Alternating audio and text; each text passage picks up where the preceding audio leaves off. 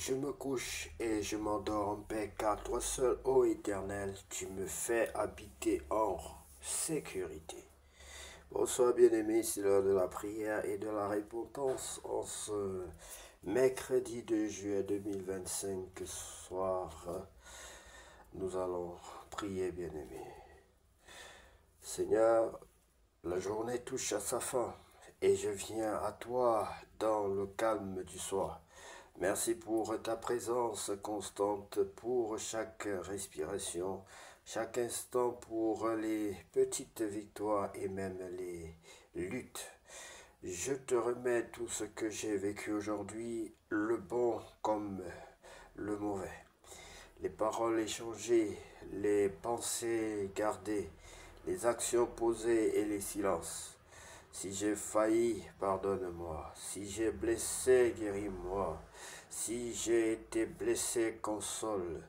Je te confie mes faiblesses et mes manques dans la paix de ta miséricorde. Ta parole déclare que je me couche et je m'endors, je me couche et je m'endors en paix, car toi seul, ô Éternel, tu me fais reposer en sécurité. Je déclare que la nuit sera paisible, car Dieu veille sur moi. Je refuse l'inquiétude et choisis la confiance. Je dépose tout à ses pieds et je choisis de reposer en sa paix. Seigneur, garde mon sommeil, parle à mon cœur. Pendant la nuit, prépare mon esprit pour demain. Remplis ma maison de ta paix et bénis tous ceux que j'aime. Je t'appartiens maintenant et pour toujours. Au nom de Jésus-Christ. Amen.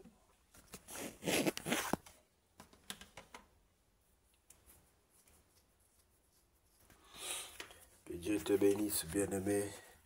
Nous allons prier pour toi.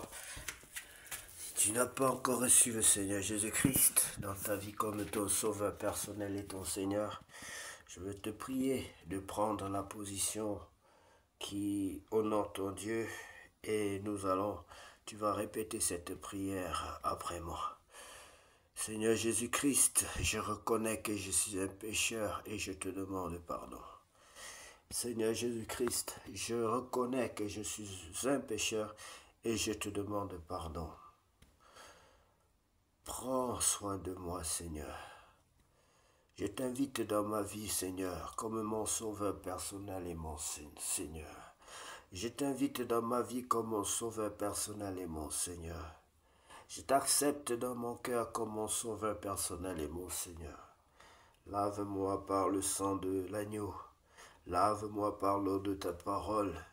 Purifie-moi, Seigneur. Donne-moi à devenir ton enfant, à être un enfant selon ton cœur, à marcher selon ta volonté et non ma volonté. Baptise-moi et remplis-moi de ton Esprit Saint. Baptise-moi et remplis-moi de ton Esprit Saint. Je t'en supplie, Père Saint, au nom de Jésus-Christ de Nazareth, j'ai si prié. Amen. Après cette prière que tu as adressée à Dieu bien-aimé, tu dois lire la parole de Dieu. Tu vas le remercier parce qu'il a fait de toi ton enfant. Et tu dois savoir que pour grandir dans la foi, il faut demeurer dans la parole de Jésus-Christ. Que Dieu te bénisse, bien-aimé, pour ton geste. Sois la bienvenue dans la grande famille chrétienne. Nous allons sans plus tarder, bien-aimé, lire la parole de Dieu dans le livre de 2 Samuel, chapitre 3. Puissance grandissante de David. La guerre dura longtemps entre la maison de Saül et la maison de David. David devenait de plus en plus fort et la maison de Saül allait en s'affaiblissant. Il naquit à David des fils à Hébron. Son premier-né fut Amnon, autant pour moi, d'Achinoam de Jisraël. Le second Kiléab, d'Abigaël de Carmel, femme de Nabal. Le troisième Absalom, fils de Marca, fille de Talmaï, roi de Géchour. Il faut bien retenir ce nom-là, Absalom bien-aimé, parce qu'après la mort de David, bien même que ce soit, bien même que ce soit Salomon qui a été proposé, qui était prévu pour régner sur Israël, mais Absalom va faire quelque chose. Donc je vous prie de souligner et vous comprendrez la suite. Fils de Marca, fille de Talmaï, roi de Géshur, le quatrième Adonijah, fils de Agit, le cinquième Shephatia, fils d'Abital, et le sixième Jitréam, d'Egla, femme de David. Ce sont là ceux qui naquirent à David à Hébron. Abner se rallie à David, il est assassiné par Joab pendant la guerre entre la maison de Saül et la maison de David. Abner tint ferme pour la maison de Saül. Or Saül avait eu une concubine nommée Ritzpa, fille d'Aja, et Ishbosheth dit à Abner, pourquoi es-tu venu vers la concubine de mon père? Abner fut très irrité des paroles qu'Ishbosheth et il répondit, suis-je une tête de chien qui tienne pour Judas? Je fais aujourd'hui preuve de bienveillance envers la maison de Saül, ton père, envers ses frères et ses aînés, ses amis. Je ne t'ai pas livré entre les mains de David, et c'est aujourd'hui que tu me reproches une faute avec cette femme. Que Dieu traite Abner dans toute sa rigueur, si je n'agis pas avec David selon ce que l'Éternel a juré à David en disant qu'il ferait passer la royauté de la maison de Saül dans la sienne et qu'il établirait le trône de David sur Israël et sur Juda depuis Dan jusqu'à Beersheba. Ishbosheth n'osa pas répliquer un seul mot à Abner parce qu'il le craignait. Abner envoya des messagers à David pour lui dire, aussitôt dit, aussitôt fait, bien-aimé. Voilà donc pour lui dire de sa part à qui est le pays. Fais alliance avec moi et voici ma main t'aidera pour retourner vers toi tout Israël. Il répondit, bien, je ferai alliance avec toi, mais je te demande une chose, c'est que tu ne vois point ma face, à moins que tu n'amènes d'abord Michal, fille de Saül, en venant auprès de moi. Ces gens-là, je ne sais pas ce qu'ils avaient avec les femmes. Hein. David, il réclamait sa femme qu'il avait méritée, vous vous souvenez, lorsqu'il fallait affranchir Goliath, et le roi avait dit qu'il donnerait sa fille Michal à qui vaincrait Goliath, et David méritait donc cette femme parce qu'il avait vaincu Goliath, et Saül étant méchant avait donné cette femme à quelqu'un d'autre. Et ici donc voilà un allié de David qui tend la main à David, et voilà, et David va lui demander de commencer par lui envoyer sa femme, par reprendre sa femme qu'il a méritée devant Dieu et devant les hommes, et qui lui avait été refusée. Alors, bien aimé, c'est une histoire merveilleuse. Et David envoya des messagers à Ishbosheth, bien, fils de Saül, pour lui dire, donne-moi ma femme Michal que j'ai acquise pour 100 prépuces de Philistes. Ishbosheth, et vous voyez, bien aimé, c'était vraiment, c'était pas facile pour David de vaincre. Et c'était, comment dirais-je, quand le roi lui refuse sa femme, David est tout jeune, il est tout petit. Et vous savez, quand on est tout petit, on attache facilement son cœur à certaines choses. Et vous allez voir que malgré qu'il a d'autres femmes, mais il se souvient quand même de ce premier amour, de cette femme qui lui avait été promise. Ishbosheth la fit prendre chez mon mari chez son mari, autant pour moi, Paltiel, fils de Laïs, et son mari l'a suivi en pleurant jusqu'à Bachurim. Alors Abner lui dit, va, retourne-t'en, et il s'en retourna. Abner eut un entretien avec les anciens d'Israël et leur dit, vous désiriez autrefois voir David pour roi, établissez-le maintenant, car l'Éternel a dit de lui, c'est par David, mon serviteur, que je délivrerai mon peuple d'Israël de la main des Philistins et de la main de tous ses ennemis. Abner parla aussi à Benjamin, et il alla rapporter aux oreilles de David à Hébron ce qu'avait résolu Israël et toute la maison de Benjamin. Il arriva auprès de David à Hébron, accompagné de 20 hommes, et David fit un festin à Abner et à ceux qui étaient avec lui. Abner dit à David, je me lèverai et je partirai pour rassembler tout Israël vers mon Seigneur le roi. Ils feront alliance avec toi et tu régneras entièrement selon ton désir. David renvoya Abner qui s'en alla en paix. Voici Joab et les gens de David revinrent d'une expédition et amenèrent avec eux un grand butin. Abner n'était plus auprès de David à Hébron, car David l'avait renvoyé, il s'en était allé en paix. Lorsque Joab et toute sa troupe arrivèrent, on fit à Joab ce rapport. Abner, fils de Ner, est venu auprès du roi qui l'a renvoyé, il s'en est allé en paix. Joab se rendit chez le roi et dit, qu'as-tu fait? Voici Abner est venu vers toi, pourquoi l'as-tu renvoyé et l'as laissé partir?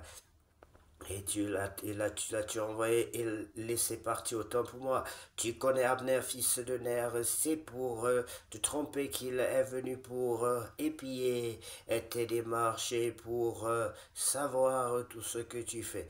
Et Joab, après avoir quitté David, envoya sur la trace d'Abner les messagers qui le ramenèrent depuis la citerne de Sira. David n'en savait rien.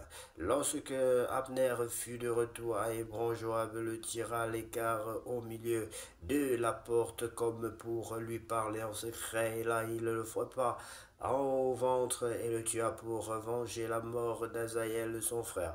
David l'a pris ensuite et il dit, je suis à jamais innocent devant l'Éternel du sang d'Abner, fils de Ner, et mon royaume l'est aussi, que ce sang retombe sur Joab et sur toute la maison de son père, qu'il y ait toujours quelqu'un dans la maison de Joab qui soit atteint d'un flux ou de la lèpre, ou qui s'appuie sur un bâton, ou qui tombe par l'épée, ou qui manque de pain. Ainsi Joab et Abishai, son frère, tuèrent Abner parce qu'il avait donné la mort à Azaël, leur frère, à Gabaon dans la bataille. David dit à Joab et à tout le peuple qui était avec lui, déchirez vos vêtements, saignez-vous de sac et pleurez devant Abner. Et le roi David marcha derrière le cercueil, on entoura Abner à Hébron. Le roi éleva la voix et pleura sur le sépulcre d'Abner, et tout le peuple pleura. Le roi fit une complainte sur Abner et dit, Abner devait-il mourir comme meurt un criminel? Tu n'avais ni les mains liées ni les pieds dans les chaînes, tu es tombé comme on tombe devant des méchants. Et tout le peuple pleura de nouveau sur Abner. Tout le peuple s'approcha de David pour lui faire prendre quelque nourriture pendant qu'il était encore jour. Mais David jura en disant que Dieu me fera traite dans toute sa rigueur si je goûte du pain ou quoi que ce soit avant le coucher du soleil. Cela fut connu et approché de tout le peuple qui trouva bon tout ce qu'avait fait le roi. Tout, une pensée vient de me traverser, bien-aimé. Il faut savoir que toutes ces femmes que David épouse, le fait d'aimer les femmes va aussi lui créer des problèmes. Parce que malgré toutes les femmes qu'il a, il va quand même prendre la femme d'Uri, la femme d'un de ses soldats, dans la suite de cette histoire bien-aimée, et ça va lui coûter beaucoup de dégâts, ça va lui coûter cher, bien-aimé, d'où il faut faire attention. Un prophète viendra lui dire qu'un homme riche avait beaucoup de brebis, et le jour de la fête, il est allé prendre la seule brebis de l'homme pauvre qui prenait comme son enfant sa femme, et il a pris cette brebis-là, il l'a tué pour offrir à ses invités. Et c'était pour dire à David que toi, tu as beaucoup de femmes. Vous voyez, il a Michal comme femme, il a Abishai, il a beaucoup de femmes là, mais il ne va pas manquer de convoiter une femme depuis le haut de, de sa terrasse, de la terrasse de sa maison, alors que le mari de ce dernier était en guerre. Vous lirez, vous comprendrez la suite de cette histoire, bien aimé, dès qu'on y arrivera. Tout le peuple et tout Israël comprirent en ce jour que ce n'était pas par ordre du roi de Capner, fils de Ner, avait été tué. Le roi dit à ses serviteurs, ne savez-vous pas qu'un chef, qu'un grand homme est tombé aujourd'hui en Israël? Je suis encore faible, quoique j'ai reçu l'onction royale, et ces gens, les fils de Tserouja, sont trop puissants pour moi. Que l'Éternel rende selon sa méchanceté à celui qui fait le mal. David David combat pour le bien, bien-aimé. Même quand tu faisais du mal à David, il restait quand même prudent. C'était pas le coup pour coup dans le sens propre du thème, bien même que à cette époque-là, c'était cette loi du talion qui était appliquée, coup pour coup, œil pour œil. Mais il faisait quand même attention. On a déjà vu la réaction de David, ses bonnes réactions envers ses différents persécuteurs. Et on comprend que David était un homme patient, il était un homme plein de bonté, un homme qui craignait Dieu et qui respectait les ordres de l'Éternel. Bien-aimé, que Dieu vous bénisse abondamment. Apprenez à parler au Saint-Esprit, posez des questions à l'Esprit de Dieu. Et l'Esprit de Dieu vous orientera. Il vous guérit, il vous guidera, bien-aimé. Sur certaines questions que nous n'abordons pas durant notre lecture et nos différentes pauses, vous avez certainement des questions et des préoccupations. Parlez tout simplement. Dans votre coin seul, vous dites ceci: Saint-Esprit, je ne comprends pas telle chose. Saint-Esprit, que signifie telle et telle chose? Vous me direz la suite, bien-aimé. Vous me direz la suite. Vous verrez que vous allez comprendre par tous les moyens. En fait, c'est le Saint-Esprit qui vous parle. Il parle tantôt d'une manière, tantôt d'une autre.